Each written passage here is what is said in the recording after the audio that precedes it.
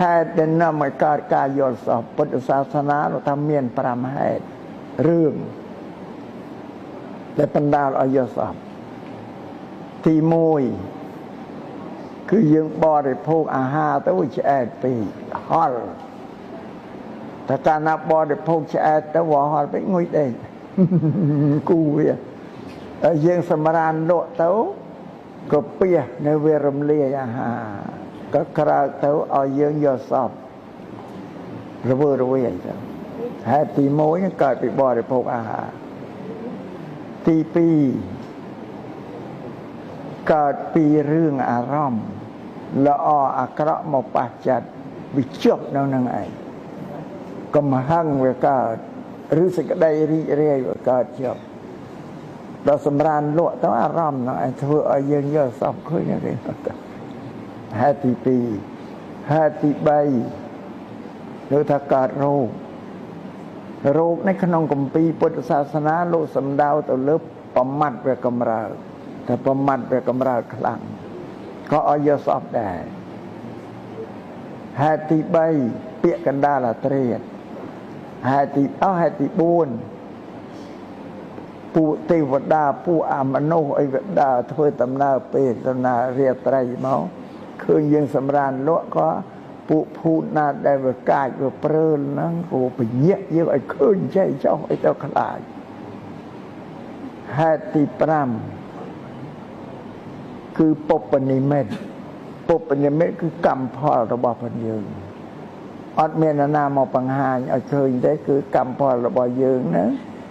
ផលរបស់កម្មរបស់យើងណាធ្វើឲ្យយើងឃើញវាយកសំនេះលោកចែកជា3យាមពេលរាត្រី12ម៉ោងលោកចែកទៅបាន3យាមគឺ4ម៉ោងមួយយាម4ម៉ោងមួយយាម4ម៉ោងមួយយាមពេលយាមពីល្ងាចពីម៉ោងល្ងាចហ្នឹង4ម៉ោង6 7 8 9ហ្នឹងអាហ្នឹងគឺដោយសារយើងសម្រានលក់ដោយបរិភោគអាហារឆ្អែតពេកឲ្យយកសព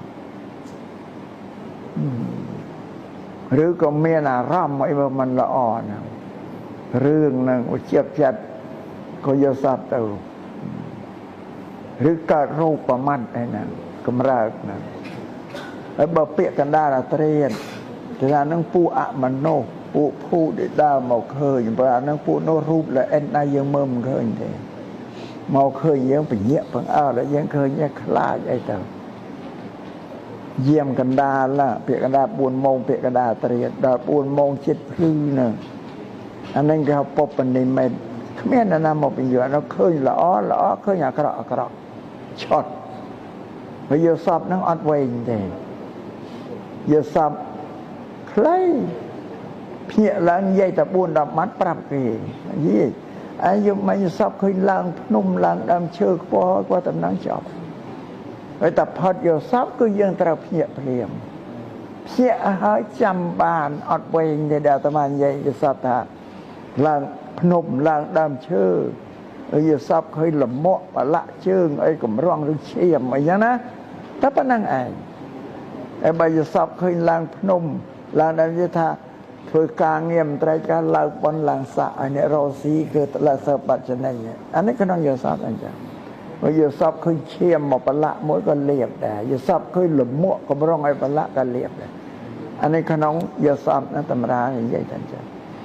ហើយយកសពឃើញបាក់ថ្មិញបាក់អីថានឹងគ្រោះថ្នាក់មិនខ្លួនយើងមានសាច់ញាតិរបស់យើងមានគ្រោះថ្នាក់អាហ្នឹងក្នុងពុព្វនិមិត្តណាអាហ្នឹងក្នុងគម្ពីរពុទ្ធសាសនាលោកសម្ដែងពីការយកសពនេះព្រះពុទ្ធលោកប្រាប់ទាំងអស់